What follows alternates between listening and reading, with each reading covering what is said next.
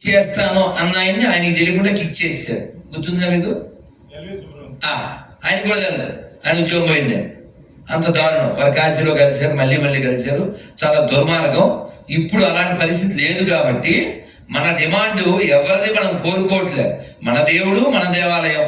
అలా నమ్మేవాడు అక్కడ ఉండాలి, అంతేగాని ఆయన నమ్మనివాడు అక్కడ ఎందుకు ఉండాలి? కాబట్టి ఈ విషయంలో, ఈ ఎరాలోనే మీరు గట్టిగా నిలబడి దాని విషయంలో పూర్తిగా హిందువు వెంకటేశ్వర స్వామి మీద నమ్మకం ఉన్నాడే అక్కడ ఉండాలి. దానికోసం ఇంకొక విషయం కూడా మర్చిపోతానని చెప్పేస్తున్నా.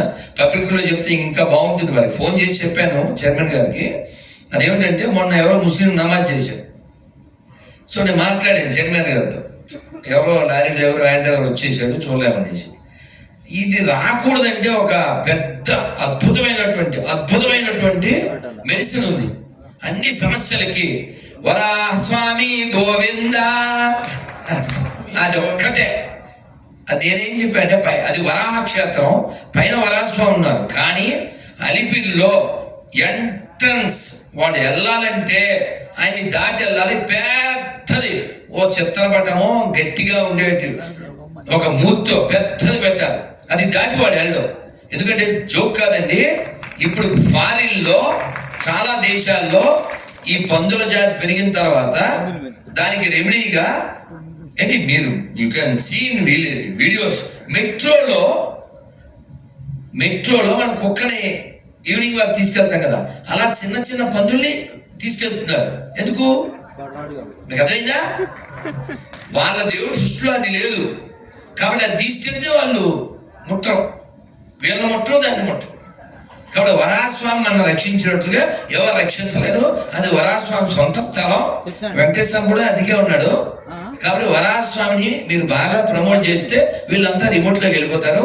అక్కడ అది పెడితే ఇలాంటి నమాజులు ఇంకా ఎలాంటివి ఏమీ జరగవు. ఇంకొకటి కూడా అది వారితో చెప్పి మీతో చెప్తాను, మీరు మళ్ళీ చెప్పండి. ఏమిటంటే, ఎవడైనా కొండ ఎక్కాలంటే కొండల రాయడికి మొక్కాలి, వాడి మొక్కాన నామం చెక్కాలి, లేదా వాడు వద్దంటే వాడి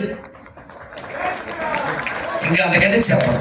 కాబట్టి వాడు నామం లేకపోతే, నామం అనకపోతే వాడు కొండ ఎక్కకూడదు, వాడు వెంకటేశ్వర దగ్గర పని చేయకూడదు. గోవిందా గోవిందా.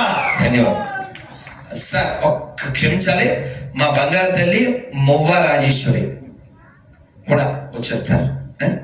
తల్లి వచ్చే యోగం ఆధ్యాత్మికత నిండుగా ఉన్నటువంటి తల్లి మాట్లాడాలి. ఇలాంటి వాళ్ళు మనం ప్రోత్సహించాలి. అందుకే పిలిచారు టీవీలో చూసి.